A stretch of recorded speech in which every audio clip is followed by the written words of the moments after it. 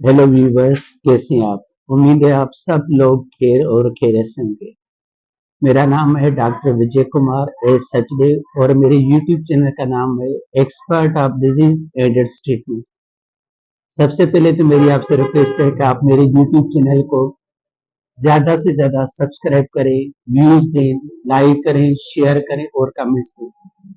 आज का जो मेरा टॉपिक है वो इस वक्त मेरे ख्याल में जो एशिया खंड है, जैसे चीन हो गया, इंडिया, पाकिस्तान और बांग्लादेश, इसका सबसे ज्यादा जो है बर्निंग इशू टॉपिक है। और कम से कम इससे जो है 300 करोड़ की आबादी जो है वो परेशान भी है और कंफ्यूज भी है। और उनके दिल में मुख्तलिफ जो है वहम और गुमान पैदा हो रहे हैं कि क्या होगा, कैसे होगा। कहीं कोरोना वायरस की तरह इस बीमारी की वजह से भी तो हमारी जिंदगी जो है डिस्टर्ब तो नहीं हो जाएगी। तो ये मेरी जो वीडियो है आप कोशिश करके जीरो से लेकर आखिर तक सुकून से और मुकम्मल देखें। इसमें आपको बहुत सारे जो है फायदे नजर आएंगे और मैं आपको बहुत सारी जो है ढेर सारी नॉलेज भी दूंगा। और आपके जो पॉकेट पे जो बर्डन होगा इस बीमारी की वजह से वो भी बहुत हद तक जीरो हो जाएगा।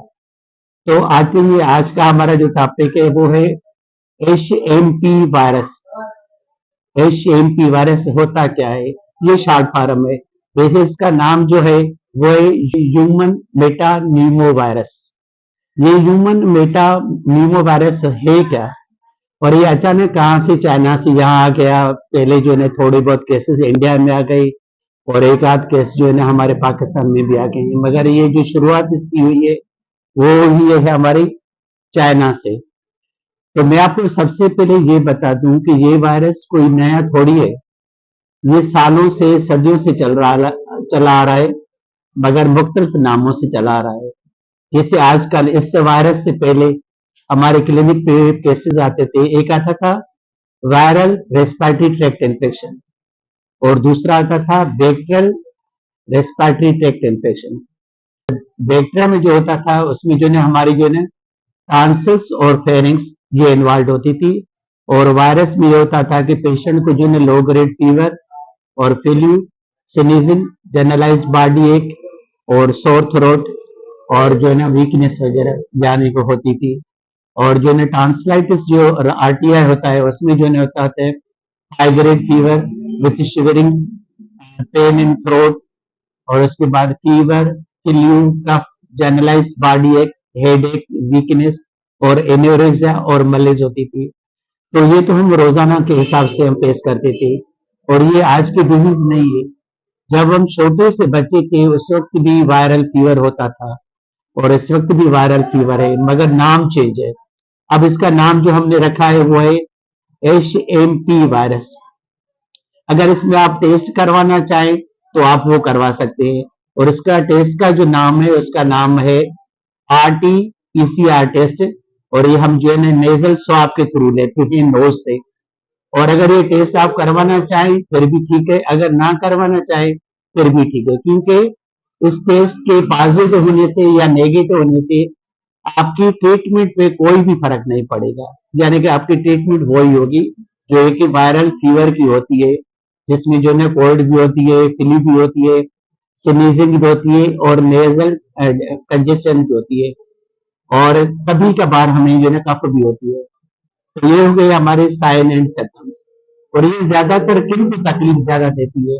ये वायरल फीवर ज्यादा से ज्यादा जो हमें परेशान करता है या तकलीफ देता है वो होते हैं immuno compromise patient, old age patients और children below the age of 1 year. यानी कि 1 साल से कम उम्र के बच्चों में ये ज्यादा जो है तकलीफ दह होता है। और उसमें ज्यादा और कुछ भी नहीं होता, कभी कभार डिफिकल्टी इन ब्रीथिंग होती है। तो जैसे ही पेशेंट को डिफिकल्टी इन ब्रीथिंग हो तो आप जो है माइल्ड कार्टिजन के साथ उसको नेबुलाइज कर सकते हैं और उसको ब्रोंकोडायलेटर जैसे ही आप देंगे तो उसकी जो डिफिकल्टी इन ब्रीथिंग होगी वो खत्म हो जाएगी। ठीक है। और दूसरी जो ट्रीटमेंट जो ऑप्शन है वायरल फीवर के, जिसका नाम है HMP वायरस। HMP वायरस उसमें ये होता है कि आपने एंटीपायरेटिक देनी है और एंटी हिस्टामिन देनी है। अगर कंजेशन है तो नेजल डी कंजेस्टेंट देना है। और अगर कफ है तो आप एंटी कफ सिरप दे सकते हो। और कभी भी पेशेंट को आपने इंजेक्शन कार्टिजोन या टेबलेट फॉर्म में कार्टिजोन या इंजेक्शन एंटीबायोटिक या सिरप फॉर्म में एंटीबायोटिक नहीं देनी है। तो ये क्योंकि ये वायरल फीवर है और ये सेल्फ लिमिटेड डिजीज है, यानी कि ये खुद ब खुद खत्म हो जाती है। अच्छा, ये स्प्रेड कैसी होती है? जैसे ही आपकी किसी के साथ जो है मुलाकात हो गई कि एचएमपी एचएमपी वायरस जो पेशेंट होगा उसकी आपके साथ मुलाकात हो गई, एचएमपी वायरस इन्फेक्टेड पेशेंट है, उसकी आपके साथ मुलाकात हो गई, तो इतनी जल्दी आपको सिम्टम्स और साइंस नजर नहीं आएंगे। साइन और सिम्टम्स आपको नजर आएंगे कम से कम 3 या 5 दिन के बाद, और वो होगी कम sign and symptoms fever, flu, और जो है स्नीजिंग, नेजल कंजेशन और कफ। ये हो गए हमारे साइन एंड सिम्टम्स। और कभी कभार जो है ना डिफिकल्टी इन ब्रीथिंग होती है। अच्छा, आप इसको जो है प्रिवेंट कैसे करेंगे? प्रिवेंट करने के लिए आपने ये जरूर करना है कि आपने, अगर आप डॉक्टर हो तो आपने जो है ना मास्क पहना है और क्लिनिक पे सैनिटाइजर रखना है और आपने हैंड ग्लोव्स यूज करने हैं अगर आप डॉक्टर हो तो। अगर आप घर में जो है ना आम इंसान हो तो आपने सिर्फ 2 चीजें करनी है, एक मास्क यूज करना है और दूसरा आपने सैनिटाइजर यूज करना है। और अगर आपको इन्फेक्शन हो गया है एचएमपी वायरस की वजह से, तो आपने ये करना है कि अपनी फैमिली को बचाने के लिए आपने ये करना है कि अपने आप को आइसोलेट करना है। उसके बाद उनके सामने आपने जो है कभी भी जो है ना स्नीजिंग या कफ नहीं करनी है, या तो आपको चेहरे पे जो है ना रुमाल रख दे तो वो भी बेहतर है, या आप अपने चेहरे पे जो है ना मास्क डाल दे तो वो भी बेहतर है। उसमें भी आपके जो है ना आपके घर के जो दूसरे अफराद है वो बच जाएंगे। और तीसरा जो है ना सोशल डिस्टेंस बरकरार रखना है, यानी कि अपने आप को आइसोलेट करने के बाद थोड़ा बहुत मुफासला रखना है, कम से कम 5 फीट और ज्यादा से ज्यादा आपने 10 फीट तक मुफासला बरकरार रखना है।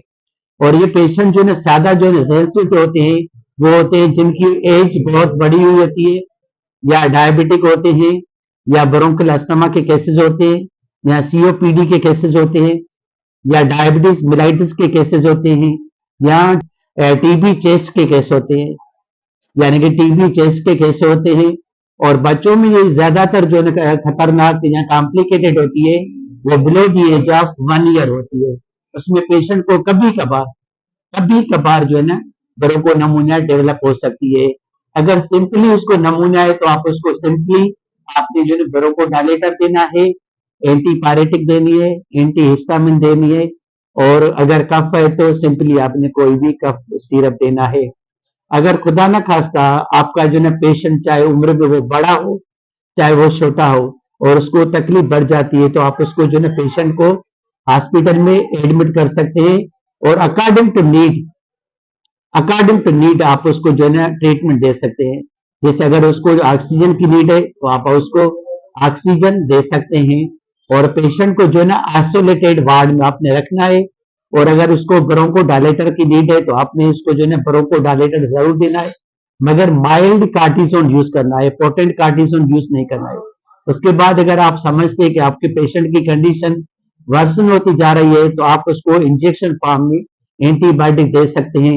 अदरवाइज आपने उसको जो है ना सिंपटोमेटिक ट्रीटमेंट देनी है, यानी कि एंटीपायरेटिक, एंटीहिस्टामिन और जो है ना नेजल डिकंजेशन और कभी कभार कफ। अब आते हैं जो है दूसरी तरफ कि ये कितनी खतरनाक है। ये बिल्कुल भी खतरनाक नहीं है और इसका लेथल रेशियो यानी कि मौत का रेशियो भी बहुत ही कम है। आप ऐसा समझ कर सकते हैं कि 100 में से 0.001% जो है वो पेशेंट कॉम्प्लिकेशन में जा सकते हैं या जो है ना एडमिट हो सकते हैं, मगर वो भी वो जिनकी उम्र बहुत कम है या इम्यूनो कम्प्रोमाइज्ड है, यानी जिनका कुव्वत मुदाफत बहुत कम है, या जिनकी उम्र बहुत ज्यादा बढ़ी हुई है, या जिनको कोमार्बिड डिजीज है, उनको जो है तकलीफ हो सकती है और उनको कॉम्प्लिकेशन डेवलप हो सकते हैं। अब आते हैं हम कि कुव्वत मुदाफत हम कैसे बढ़ाएं, अपने जिस्म को हम कैसे मजबूत करें ताकि ये वायरस के साथ फाइट करें। तो हमारे पास जो है ना मेडिसिन भी आती है और उसके बाद जो है ना घरेलू टोटके भी आते हैं। मेडिसिन में आपने जो है ज्यादा से ज्यादा वो यूज करनी है जिसमें जो है जिंक हो और विटामिन सी हो। ये हो गई मेडिसिन जो आपके कुव्वत मुदाफत को बढ़ा सकती है। और घरेलू टोटके के तौर पे आपने जो है जोर जोशांदा यूज कर सकते हैं। उसके बाद आपने ग्रीन टी विथ अदरक और जो है ना लीमू के साथ आप पी सकते हैं। ग्रीन टी अलॉन्ग विथ अदरक और जो है ना लीमू के साथ आप सुबह और शाम के टाइम में पी सकते हैं। और तीसरा और भी टोटका है जो मैं आपको बताना चाहता हूँ, वो भी आपकी कुव्वत मुदाफत यानी कि आपका इम्यून पावर बढ़ा सकता है। और वो है कि आप गर्म पानी करें और उसमें आपने अदरक डालें, गुड़ डालें, दालचीनी डालें और कमालपत्र डालें और जो है ना लौंग डालें, लौंग के 2-3 डालें। उसके बाद आप उनको गर्म करें। गर्म करने के बाद आप उसको जो है ना कप में डाल दें और उसके बाद आप उसको जो है ना चाहें तो उसमें आप लीमू डाल सकते हैं, अगर ना चाहें तो आप उसको लीमू नहीं डाल सकते। इसके यूज करने से आपकी जो है जिस्म की कुव्वत मुदाफत वो बढ़ेगी और आपको कई कफ में भी जो है फायदा होगा। और टेस्ट की तरफ हम आते हैं तो टेस्ट की जरूरत है नहीं, मगर अगर आप करवाना चाहें तो उस टेस्ट का नाम है TR-PCR मेथड। टेस्ट का नाम है TR-PCR मेथड और ये नेजल स्वाब के थ्रू लिया जाता है, मगर इसकी एज सच कोई भी जाने की जरूरत नहीं होती।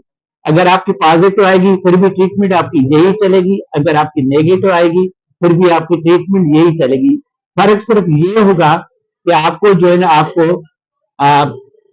यानी कि एहतियात करना पड़ेगा, यानी कि आपको जो है प्रिवेंट करना पड़ेगा दूसरे बंदों को, खासतौर पे छोटे बच्चे हैं जो आपके घर में उनको, और जो इम्यूनो कॉम्प्रोमाइज जो आपके ओल्ड एज पेशेंट है जैसे आपकी मदर है, फादर है, दादा है, दादी है, वो कमजोर है या उनको डायबिटीज मिलाइटिस है या इस्कीमिक हार्ट डिजीज है, हाइपरटेंशन है, ट्यूबरकुलोसिस है, HIV है, यानी कि जितनी भी जो है ना डिजीज है कोमार्बिड डिजीज या जिनका जो है जिस्म जो है कमजोर है, उनको बचाने के लिए आप जो है प्रिकॉशन के तौर पे घर में जो है एहतियात कर सकते हैं। और प्रिकॉशन में मैंने आपको पहले ही बता दिया था कि आपने 3-4 चीजें करनी है। और कभी भी ये जो बंदे हैं इम्यूनो कॉम्प्रोमाइज पेशेंट, खासतौर पे बूढ़े बंदे या कोमार्बिड पेशेंट या बच्चे, उनके सामने आपने कभी भी स्नीजिंग या कफ नहीं करनी है। अगर कफ करनी है या स्नीजिंग करनी है तो कोशिश करके एहतियात से काम ले तो बेहतर होगा। तो ये हो गया हमारा आज का टॉपिक HMP वायरस और उसके साथ रिलेटेड आपके जो साइन एंड सिम्टम्स और उसकी टेस्ट और उसकी प्रिकॉशंस।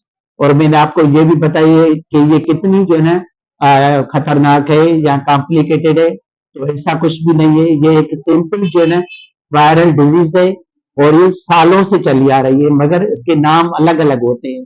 कभी जो है एशियन इन्फ्लुएंजा वायरस के तौर पे नजर आती है, कभी कोई दूसरे वायरस के नाम पे नजर आती है, मगर इनके साइन एंड सिम्टम्स वो सेम होते हैं, यानी कि फीवर, फ्लू, नेजल कंजेशन और कभी कभार कफ।